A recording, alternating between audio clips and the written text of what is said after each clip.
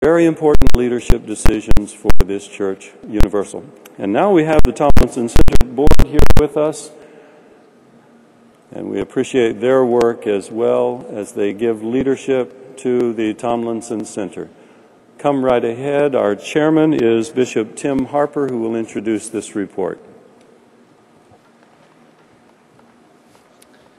Good afternoon. Thank you, Bishop Howard.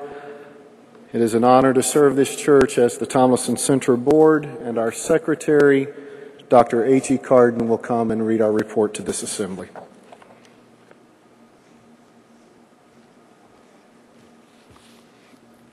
Greetings. The text should be available on the screen. Praise. We are thankful to God for the progress that has been made these last 2 years. Our progress has been accomplished by God's faithfulness and the faithfulness of His people. The Tomlinson Center Board, appointed by the General Overseer, continues to work with our inspirational leadership, present General Overseer and General Presbyters, as we have been endorsed by the 2004 General Assembly. General Overseer Bishop Randall E. Howard has made leadership development a focal point for his tenure, and we are working closely with him to develop a program that will meet all this church's educational needs. Since the 2006 International General Assembly, the Tomlinson Center Board has met on 8 occasions, via phone conferences, internet, physical meetings in Cleveland, Tennessee. We continue to meet both spring and fall board meetings in Cleveland, Tennessee. Purpose. It is a known fact that leadership development is an ongoing challenge, and we must all acknowledge a leadership crisis. We believe that we must be proactive now about developing leaders, and that our plan must be long range in order to develop quality leadership for years to come. The Tomlinson Center Board continues our focus on developing a church college because having a college satisfies the natural order of education after high school.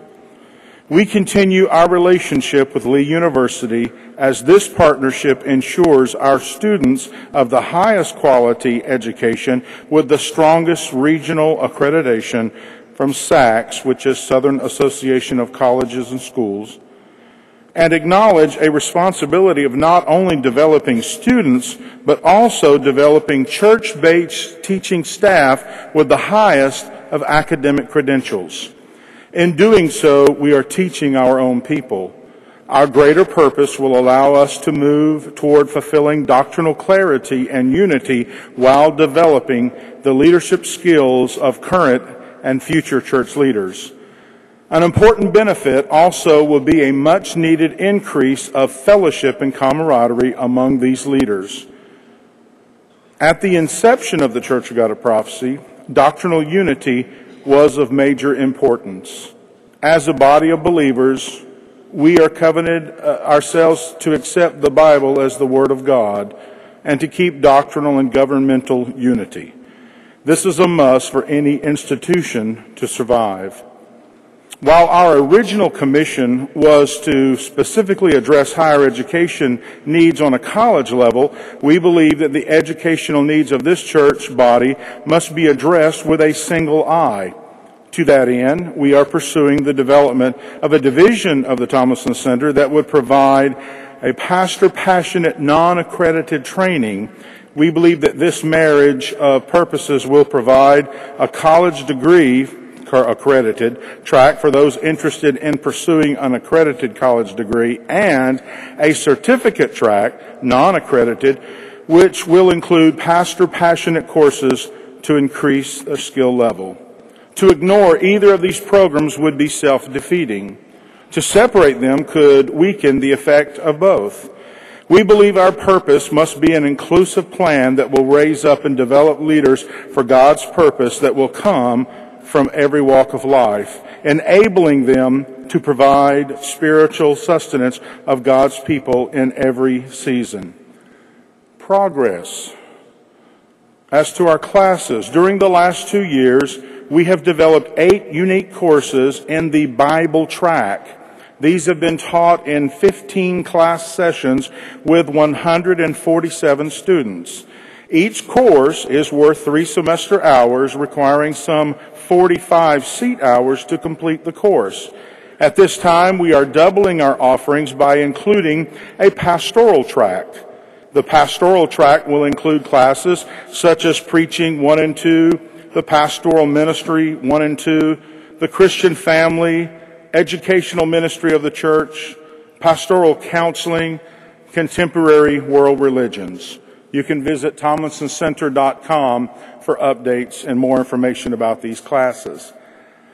This will garner 8 more unique courses and greatly enlarge the Tomlinson Center teaching staff with seasoned pastors and overseers with earned degrees that will more than satisfy the rigid SACS requirements. Students, we now have our first student to complete the first 8 courses that we call the Certificate of Bible Studies. We are excited to acknowledge that Pastor Chris Weathers, our first recipient, and he will receive this tomorrow afternoon. Our students reflect a global representation. Plans, the centralization of education. Ongoing leadership development is the lifeblood of the church, and education is the engine that continually produces new leaders to meet the monumental challenges currently facing the Church of God of Prophecy. In dealing with the perilous shortage of leadership, the Tomlinson Center Board has reviewed various approaches to leadership development that currently exist at the state, regional, and international level. Due to the closure of Tomlinson College in 1993 and Bible Training Institute in 1992, a critical void has emerged from a leadership educational standpoint, which our former General Overseer, Bishop Fred S. Fisher Sr., clearly recognized when he established the Church College Task Force in 2000. Since 1992, in an effort to stem this erosion, many state, regional, international overseers have launched their own educational initiatives that would provide a means of higher education within the church. We want to commend these various overseers for their efforts in providing these opportunities. However, upon reflection of the past 16 years, it appears that a decentralization of education may not meet the distinctive needs that currently exist within the Church of God of Prophecy.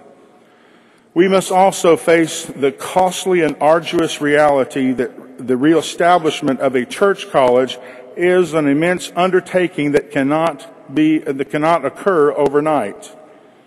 It is the feeling of the board that several intermediate steps must be taken before the ultimate goal of reopening a college can be realized. To that end, we have developed a 3-phase plan. Phase 1, as noted above, is currently experiencing great success. This phase presently includes, again, a global representation within the student body. The second intermediate step, Phase 2, beginning in spring of 2009, will be the establishment of pastoral intensives. These intensives are rigorous, non-accredited classroom studies to be held in Cleveland, Tennessee, and are designed primarily for pastors and leaders currently serving the church worldwide.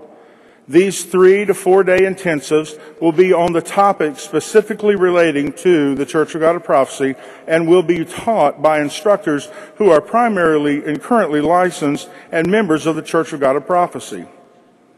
The curriculum will consist of topics such as church growth, church planting, outreach, church business, including current legal issues, conflict resolution, pastoral ethics, multicultural congregations, pastoral counseling, retirement, and many more.